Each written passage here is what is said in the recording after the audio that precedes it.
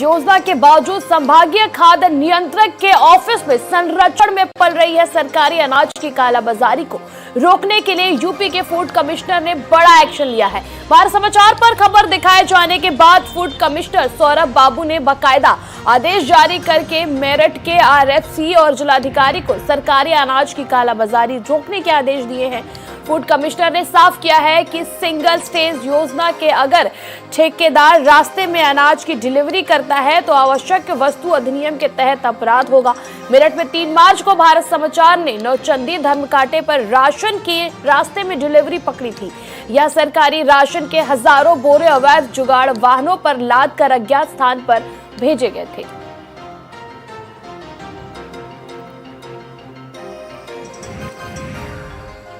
हमारे सहयोगी नरेंद्र इस खबर पर अधिक जानकारी के लिए हमारे साथ जुड़ चुके हैं। नरेंद्र, अभी थोड़े दिन पहले ही भारत समाचार ने नौचंदी धर्मकांटे पर राशन की रास्ते में डिलीवरी पकड़ी थी और अब इस मामले पर किस प्रकार से एक्शन लिया गया है और यह मामला क्या कुछ है पूरा? देखिए, ये शासनादेश पहले से ही है कि कोई भी ठेकेदार जो है वो एफसीआई से जब अनाज लेकर चलेगा तो वो सीधे राशन डीलर की चौखट पर उतारेगा, रास्ते में कहीं भी डिलीवर नहीं करेगा।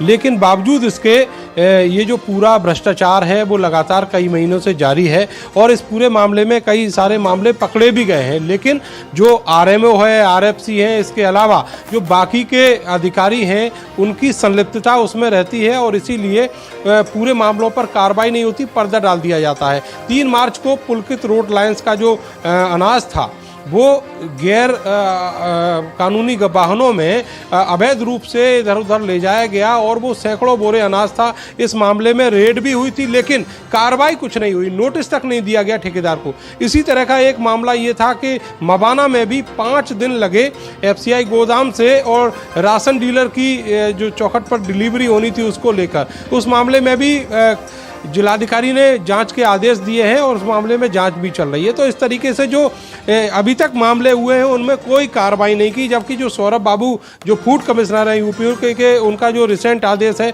वो ये कहता है कि इन सब लोगों के खिलाफ कड़ी कार्रवाई होनी चाहिए और बाकायदा मुकदमा दर्ज किया जाना चाहिए आवश्यक वस्तु अधिनियम की धारा जो है 3/7 उसमें।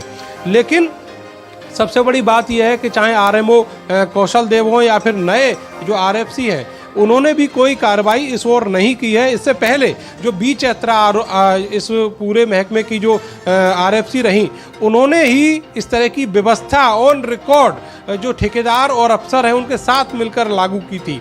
तो सबसे बड़ी बात यह है कि सरकार की जो नीति है वो ये है कि सिंगल स्टेज योजना में जो ज़रूरतमंद गरीब है उसके पास तक निश्चित तौर पर राशन पहुंचाया जाना है। लेकिन जो अधिकारी हैं वही इस पूरे मामले पर पलीता लगाते हुए दिखते हैं। योजना को फेल करने के लिए सारे षड्यंत्र जो है वो रचे जा रहे हैं और भ्रष्टाचारी हैं उनके खिलाफ कोई कार्रवाई नहीं हो रही है। लेकिन देखिए नरेंद्र, कौन से ऐसे अधिकारी हैं जो मेरठ जिले में सिंगल स्टेज योजना होने के बावजूद भी इस प्रकार की योजनाओं को चूना लगाते हुए नजर आ रहे हैं? क्योंकि देखिए जिस प्रकार से हर जो गरीब है जिसको अनाज मिलता है उसका हक है कि उसे सही तरीके से अनाज मिले। आखिर कौन ये अधिकारी है जो उसमें संलिप्त है? देखिए, अभी जो वर्तमान में आरएफसी है अभिषेक पांडे, उनसे पहले बी चैत्रा यहीं पर आरएफसी थी और उन्होंने ही इस तरह की व्यवस्था जो है वो जिले में लागू करवाई थी अपने विभाग के ही अफसरों से मिलकर।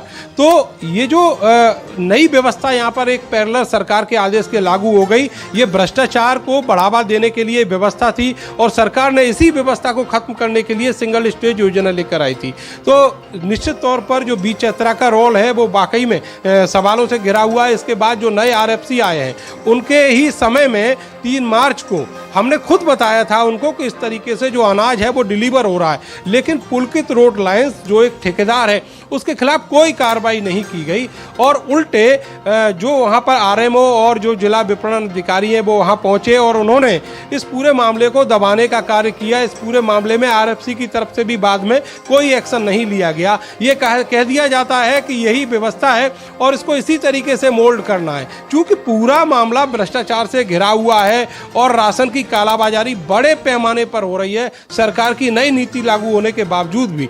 तो इसलिए अधिकारी जो है वो चुप रहता है, वो सोचता है कि इससे किसी को डायरेक्ट। बिल्कुल नरेंद्र, तमाम जानकारी के लिए आपका शुक्रिया। और वक्त हो चुका है